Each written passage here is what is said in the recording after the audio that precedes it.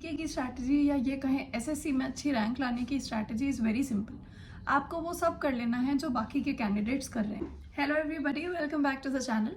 आज के वीडियो का टाइटल जैसे कि आपने देखा होगा जीके की जो स्ट्रैटेजी है उसका है। हम बात करेंगे आपको जीके कितनी देर पढ़नी चाहिए और उस टाइम को किस तरीके से बाइफिकेट करना चाहिए ताकि आपकी सारी तैयारी जो है वो होलिस्टिकली चले।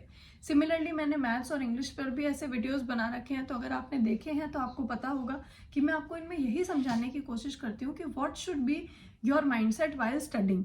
कैसे आप टाइम बाइफिकेट करो, कैसे आप सारी चीज़ों को साथ में लेके चल सको। उसी डायरेक्शन में हम आगे चल के जीके की स्ट्रैटेजी जो है डिस्कस करने वाले हैं। सो अब मैं जो ये आगे का वीडियो है ये मान के बना रही हूँ कि आप लोग 2.5 घंटे जीके पढ़ते हैं। अगर आपका टाइम कम है या ज़्यादा है तो आप हिसाब से जो मैंने बाइफिकेशंस किए उनको कम या ज़्यादा कर सकते हैं। तो जीके के जो है 3 पार्ट्स होते हैं। पहला हो गया करंट अफेयर्स, फिर हो गई स्टैटिक पार्ट जो है, और एक और पोर्शन होता है थ्योरी का जिसमें आपके सारे सब्जेक्ट्स आते हैं जो कि सिलेबस में आपने देखे होंगे। करंट अफेयर्स जो है आपको उनको 45 मिनट्स देने चाहिए मेरे हिसाब से, अगर आप 2.5 घंटे पढ़ रहे हैं। अब आप वो 45 मिनट्स कैसे एलोकेट करेंगे ये क्वेश्चन है। तो जो मेरा ओपिनियन है आपको वो ये है कि डेली जो वीडियोस होते हैं करंट अफेयर्स के कि ना आज की डेली न्यूज़ वाले अपडेट्स वो आपको नहीं देखने चाहिए। फर्स्ट बात, क्योंकि उससे क्या होता है कि देखिए आप 45 मिनट करंट अफेयर आपको पढ़ने हैं, एक वीडियो में सिर्फ एक दिन का आपको पता चलेगा, जिसकी जो है लास्ट में जो आउटपुट निकलने वाला है वो बहुत कम है, क्योंकि पेपर में 1.5 साल के क्वेश्चन आने हैं।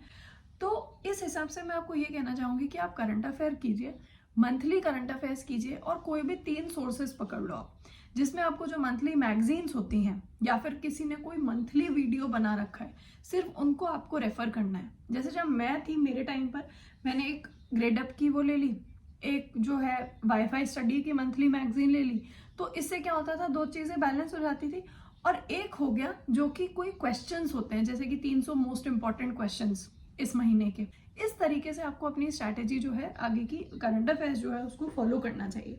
इससे आपको क्या होगा, एक तो आउटपुट के चांसेस ज़्यादा हो जाते हैं, और मेरे हिसाब से आप एफिशिएंटली इससे ज़्यादा पढ़ भी नहीं पाएंगे। तो आपको एटलीस्ट इतना करो ना कि अब आप लास्ट में रिवाइज तो कर पाओ कम से कम। तो इस तरीके से आपको आगे बढ़ना है। अब मंथली मैगजीन को भी कैसे पढ़ना है वो मैं आपको बता देती हूँ। सपोज एक महीने की मैगजीन है जो 50 पेजेस में कंप्लीट हो जाती है।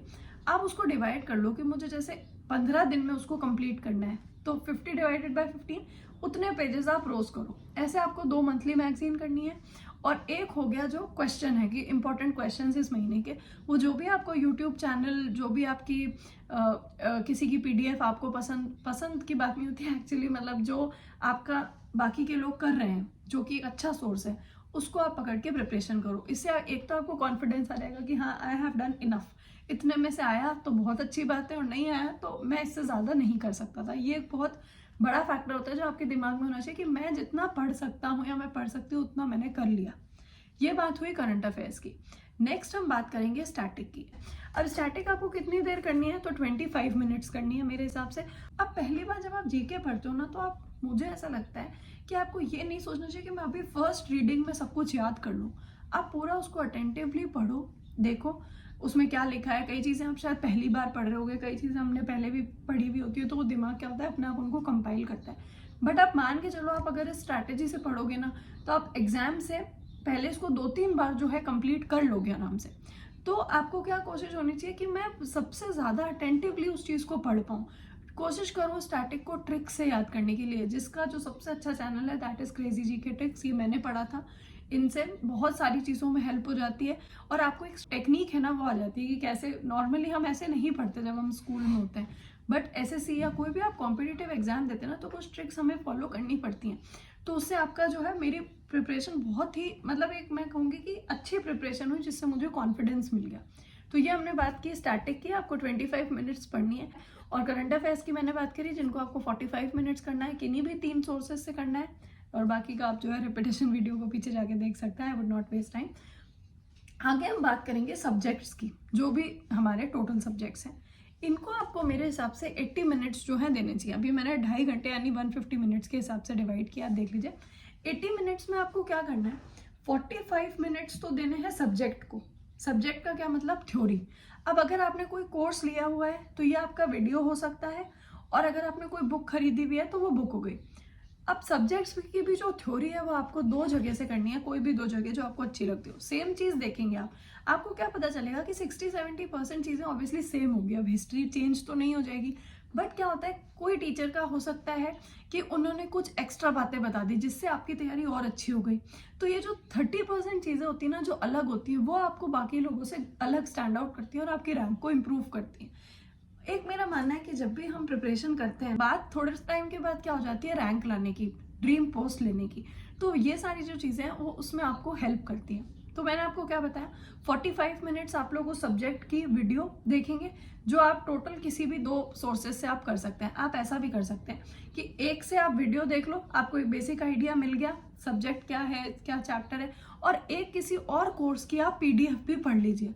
तो जब आप एक बार वीडियोस देख लेते हैं तो पीडीएफ पढ़ना आसान हो जाता है, तो इससे आपका टाइम बच गया और आपकी जो तैयारी है वो अच्छी हो गई। आपको जाएंगे सारे वीडियोस ही देखने। ओके, कुछ ऐसे सब्जेक्ट्स भी हो सकते हैं, जैसे अब मेरा साइंस बैकग्राउंड था तो मुझे साइंस की वीडियोस देखने की जरूरत नहीं थी, सिर्फ मैं पीडीएफ मैंने ली 2 जगह की और मैंने कर लिया। अब मैं बार बार क्यों आपको कह रही हूँ कि आप सोर्सेस, ये बात मैं बिल्कुल मानती हूँ कि सोर्सेज लिमिटेड रखने, बट इतने कम भी नहीं रखने कि हम उन्हीं को बार बार करते रहें और एग्जाम में कोई क्वेश्चन नहीं ना आए। जीके वैसे भी इतना वाइड सब्जेक्ट है, तो मुझे ऐसा लगता है अगर आपके पास टाइम है, 2-2.5 घंटे का टाइम है, आप रोज निकाल रहे हैं और आप एक गवर्नमेंट जॉब की तरफ जाना चाह रहे हैं, तो आपको थोड़े टाइम के लिए सिर्फ पढ़ाई पे फोकस करके और थोड़ी सी वाइड प्रिपरेशन करनी चाहिए, ताकि जो पेपर है वो छोटा सा आए और आपका सिलेक्शन हो जाए। नेक्स्ट जो है, अब 30 मिनट्स हमें प्रीवियस ईयर क्वेश्चन करने हैं। इसमें मैं कहूँगी कि एक तो आपकी अप्रोच ये हो सकती है कि मैं जो सब्जेक्ट पढ़ रहा हूँ उसी के प्रीवियस ईयर क्वेश्चंस करूँ। एक अप्रोच जो मेरी अप्रोच थी वो ये थी, क्योंकि एक हमें बेसिक आइडिया होता है, 9-10 तक हम लोगों ने सबने सारे सब्जेक्ट्स पढ़े होते हैं, तो हमें बेसिक आइडिया होता है कि हाँ यार हिस्ट्री में ऐसा ऐसा हुआ था, साइंस में ये सब होता है, लाइक दैट। तो मुझे ऐसा लगता है आप जो सब्जेक्ट के वीडियोस देख रहे हो या जिसकी पीडीएफ पढ़ रहे हो ना सब्जेक्ट की, उसके अलावा किसी सब्जेक्ट के प्रीवियस ईयर क्वेश्चंस करो। इससे क्या फ़ायदा होता है, जो मुझे ऐसा लगता था, बाकी it's all up to you, मेरे को ऐसा फ़ायदा इससे ये लगा कि मैं जब जैसे मॉक वगैरह देती थी, क्योंकि प्रिपरेशन के साथ में आप एक मॉक तो एटलीस्ट देना स्टार्ट करोगे ही ना, तो आपको मॉक में क्या होता है, थोड़ा आइडिया रहता है कि हाँ मैं 3-4 सब्जेक्ट साथ में लेके चल रहा हूँ, मेरी स्टैटिक भी कुछ हो रही है, प्रीवियस करंट अफेयर्स का ही मुझे आइडिया है, और ऐसा नहीं है कि मैं हिस्ट्री पढ़ रहा हूँ तो मुझे सिर्फ हिस्ट्री के ही क्वेश्चंस आएंगे, मैं बाकी सब्जेक्ट्स को भी साइड बाय साइड ले रहा हूँ, तो आपको आइडिया मिलता रहता है। उससे आपकी जो ओवरऑल पढ़ाई है ना वो अच्छी हो जाती है कि क्वेश्चंस किस तरीके के आते हैं, है ना, क्या आप जब थ्योरी पढ़ रहे हैं तो आपका किस चीज़ पर फोकस होना चाहिए। आप स्टैटिक पढ़ रहे हैं जैसे एग्जाम्पल, तो प्रीवियस ईयर क्वेश्चन से हमें क्या पता चलता है कि मुझे स्टैटिक के कौन से ऐसे पोर्शंस हैं जो बार बार पूछे जा रहे हैं, जिसको मुझे मतलब आपका माइंड क्या हो ऑटोमेटिकली उस चीज़ को ग्रैब कर पाए कि हाँ ये चीज़ें ज़्यादा इंपॉर्टेंट है। हम हर बार लिस्ट नहीं बना सकते कि ये इंपॉर्टेंट है, ये इंपॉर्टेंट है, ऐसा नहीं होता। बहुत सारी चीज़ें ऑटोमेटिकली हमारे दिमाग में हो जाती है, तो वो मुझे लगता है आपको इस स्ट्रैटेजी से ज़रूर फायदा मिलेगा। या so that is all I wanted to say about GK की स्ट्रैटेजी। आई होप आपको ये वीडियो अच्छा लगा होगा, और सिर्फ अच्छा लगने की बात नहीं है, मुझे ऐसा लगता है कि आपको इनमें से चीज़ों को फॉलो करना चाहिए। And I also understand this is not the only video जो आप देख रहे हैं, तो आप जो भी जीके की स्ट्रैटेजीज के वीडियो देखें उनमें से आप वो चीज़ों को नोट डाउन कीजिए जो आपको सही लगती हैं, जो आपको लगता है कि आप अपनी पढ़ाई में इनकॉर्पोरेट कर सकते हैं, जिससे आपके मार्क्स अच्छे से इंप्रूव हो, और मॉक से ही वो मार्क्स इंप्रूवमेंट दिखेगा तो ऑब्वियसली आपको कॉन्फिडेंस आएगा कि जो आप पढ़ रहे हैं वो सही डायरेक्शन में है। सो या thanks for watching, I hope you like this video, so give it a thumbs up and do comment, share and subscribe if you like this. Thank you so much.